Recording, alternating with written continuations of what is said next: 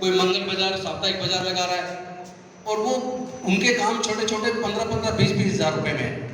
उसको भी वो 20-20% ब्याज, 20-20% ब्याज पे पैसा लेते हैं, एक महीने का 20%, और उससे वो अपना रोजगार शुरू करते हैं, पूरी जिंदगी उस कर्ज के नीचे दबे रहते हैं। तो क्या हम अपने दम पर अपने लोगों के लिए ब्याज का, बिना ब्याज के या 1% ब्याज पे, 20% की बजाय 1% या आधे % ब्याज पे, क्या हम लोग अपनी टीम बना के उनके लिए फाइनेंस का इंतजाम नहीं कर सकते? मुझे लगता है हम कर सकते हैं। मुझे लगता है हम अपने समाज की आर्थिक नीतियां बना सकते हैं। मुझे लगता है कि डॉक्टर बाबा साहब अम्बेडकर जी ने अपनी मेहनत की, खून पसीने की कमाई से ये अम्बेडकर भवन की जमीन खरीद के दी।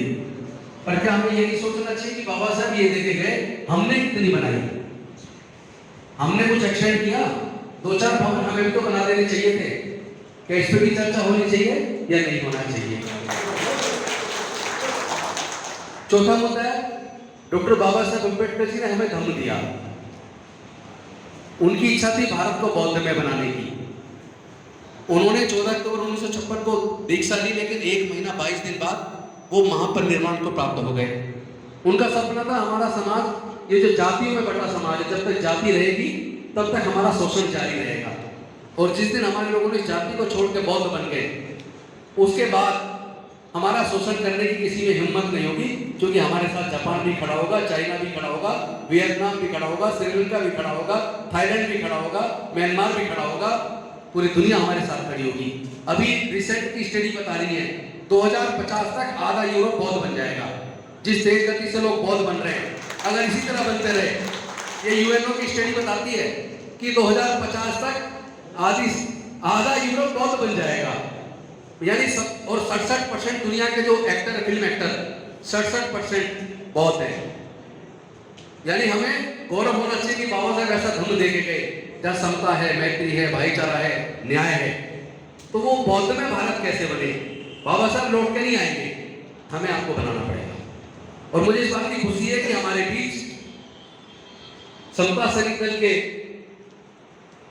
दोबारा से जिन्होंने स्थापित करने में अपना पूरा जीवन लगाया, और हम भी उनके साथ लगे, उमेश सिंह गौतम हैं, वो हमारे बीच है। हमारे बीच में भारतीय बौद्ध महासभा से भंडारी जी और दूसरे साथी हैं, इनकी भी जिंदगी मिशन में लग रही है।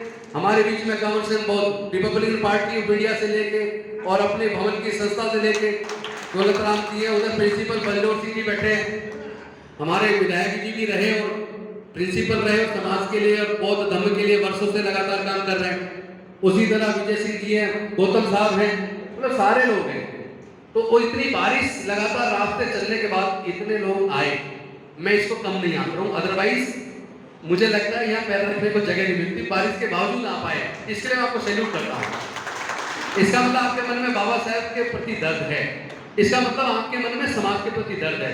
तो आज का जो चर्चा होनी चाहिए उसमें भाषण मत करवाइए प्लीज। और दूसरा, जातियों में बांटना छोड़ना पड़ेगा।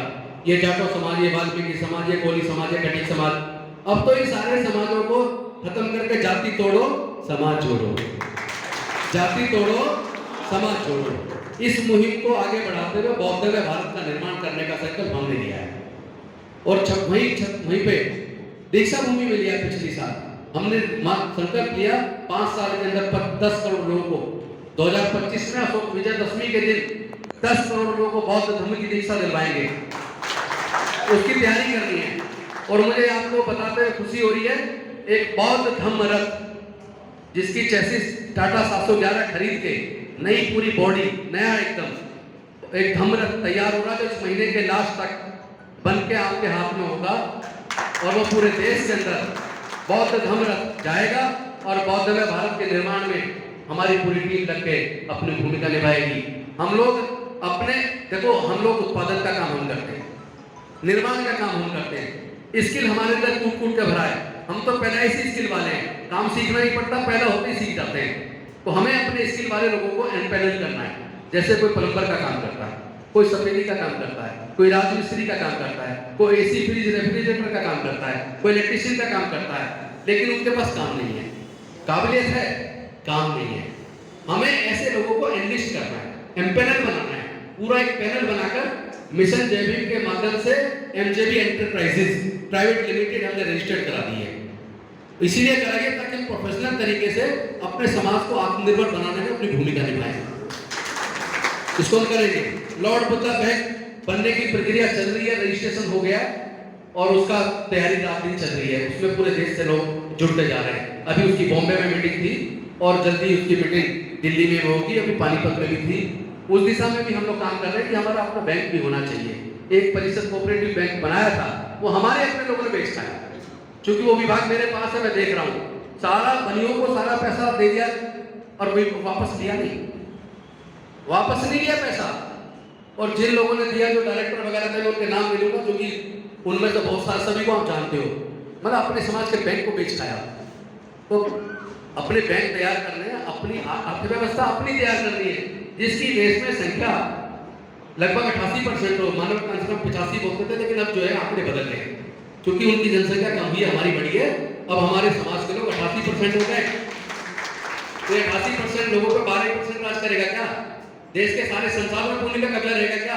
क्या खेत की जमीन, जल जंगल जमीन, प्राकृतिक संसाधन कोई अपनी माँ के पेट से लेकर पैदा हुआ है? और अगर माँ के पेट से लेकर पैदा नहीं हुआ तो कुछ ही लोग मालिक क्यों हैं, हम क्यों नहीं है? उसमें हमारा हिस्सा क्यों नहीं है? इस पर हम चर्चा करेंगे आज, इस पर चर्चा करेंगे। हमने अभी 6000 गज जमीन दिल्ली के अंदर ली है और हम ये कहना चाहते हैं बाबा साहब के सामने खड़े होकर, उनकी मूर्ति के सामने, बाबा साहब अब हमने आपके कामों को बढ़ाना शुरू कर दिया। आप भवन बना के गए थे, हम 5 साल के अंदर भारत के हर राज्य की राजधानी में एक सेंटर तैयार करेंगे। 5 साल के अंदर। लंबा टारगेट नहीं, लंबा तो कभी होगा भी नहीं। जो काम करना है जब मन से करेंगे तो हो जाएगा। क्योंकि वो कहते हैं ना, दिल के जीते जीत है और दिल के हारे हार। वेयर करी जमीन देर से वेट, जहाँ चाह वहाँ रहा। हमारी इच्छा शक्ति है बाबा साहब के संकल्प को पूरा करने की। ऐसा ना हो कुछ कहे कि उन्होंने सबसे पहले बोल दिया। मैंने इसलिए बीच में माइक लिया, रिक्वेस्ट करते थे बाबूजी से, ऐसा ना हो जैसे यहाँ प्रोग्राम हमारे समाज के होते हैं, लोग भाषण देना शुरू करते हैं, एक के बाद दूसरा भाषण देने आता है, फिर तीसरा आता है। इसकी बजाय बल्कि मंच भी ना हो, अगर राउंड टेबल बनता, इस तरह सब बराबर एक ही ऊंचाई पे बैठे होते, सबको मौका मिलता। तो हम कोशिश करेंगे जिसको भी, जिसके पास कोई ठोस रणनीति हो। पहले तो मैं आपसे सिर्फ इजाजत चाहूंगा, अगर आपकी सहमति है, क्या हमें बौद्ध में भारत का निर्माण करने का बाबा साहब के सपने को पूरा करना चाहिए या नहीं करना चाहिए? सहमति है सबकी? तो इस पे आप चर्चा में अपने में जरूर लाएंगे, जो भी वक्त आएगा कि कैसे करेंगे। रथ बन के आ रहा है और उसकी पूरी व्यवस्था हम पूरा कर रहे हैं। अभी एक और मैं आपको जानकारी दे दूं, 22 अक्टूबर से 31 अक्टूबर तक 10 दिन 1000 श्रामणेर, मतलब शुरुआत यहाँ से होने वाली है। उससे पहले 19 सितंबर को द्वितीय, यहाँ पे द्वितीय बौद्ध संगति होगी, जिसमें 250 बौद्ध भिक्षु होंगे। 250 बौद्ध भिक्षु होंगे सर। 19 सितंबर को ये द्वितीय संगति होगी, पहली संगति हमारे बंगले पे हुई। इसके बाद अगला जो चरण है उसमें 22 अक्टूबर से 31 अक्टूबर 10 दिन तक श्रामणेर शिविर लगेगा, जिसमें 1000 श्रामणेर होंगे, 200 अनागरिक होंगे और 300 सेवक होंगे।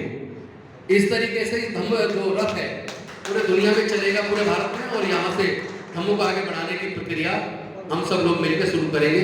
लेकिन हम चाहते हैं कि इसको कोई ये ना लगे कि एक नेता कर रहा है, कोई राजनीतिक पार्टी का कर रहा है। इसलिए मीटिंग बनाने का ये भी उद्देश्य था। ये राजनीति नहीं, ये हमारे समाज का संकल्प है। हम सब लोग, सारी हमारी संस्थाएं एक कॉमन मिनिमम प्रोग्राम बना के, एक बैनर के तले आके हम लोग समता सैनिक का शिविर भी लगाएंगे पूरे देश में। वो भी हमें सबको मिलकर लगाना पड़ेगा। समता सैनिक की जरूरत है, उसके बिना काम चलने वाला नहीं है। तो भारतीय बौद्ध महासभा की भी जरूरत है। धम्म का काम भारतीय बौद्ध महासभा संभाले, हम उसमें ताकत लगाएंगे। उसमें सारा पैसा 10 करोड़, 100 करोड़, 50 करोड़ जितना लगाना पड़ेगा, 1000 करोड़।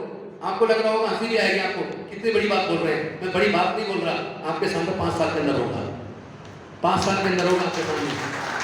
अपनी संख्या को पहचानो। हम लोग जो है 110 करोड़ बहुजन है। 110 करोड़ ने अगर 100 रुपए भी एकजुट कर दिए ना, तो आपका हजारों करोड़ हो गया। और कोई बड़ी बात नहीं है। मैं जा रहा हूँ उधर देवपुरी उत्तर प्रदेश में, गाँव के गाँव बौद्ध बन रहे हैं। और ज्यादा खुशी की बात है, ओबीसी समाज के ज्यादा बौद्ध बन रहे हैं। ये सबसे अच्छी बात है। तो अब बहुत जो बौद्ध में बनाने का सपना है उस पर चर्चा करेंगे। आत्मनिर्भर बनने के लिए हम लोग अपने समाज को हम ही लोन दें, हम ही अपने लोगों के छोटे छोटे उद्योग शुरू करवाएं, सेल्फ हेल्प ग्रुप बनवाएं, उनको लोन भी हम देंगे। हम अब सरकार के भरोसे रहने वाले नहीं, अपने दम पे कुछ ना कुछ हम लोग करेंगे।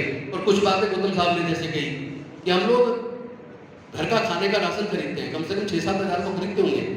अगर हम ये सारे परिवारों की लिस्ट बना लें और डोर स्टेप डिलीवरी, वही क्वालिटी, वही खाने का सामान जो आप लेते हैं, वही साबुन जो आप लेते हैं, वही पेस्ट जो आप लेते हैं, आप एमजेबी एंटरप्राइजेस की हेल्पलाइन पे अपनी लिस्ट डालो, वो सामान पैकेट में 24 घंटे के अंदर आपके घर पहुंच जाएगा। अभी आप अमेजोन से मंगवा रहे हो या खुद लेने जा रहे हो, हर महीने घर का राशन तो लाते हो ना।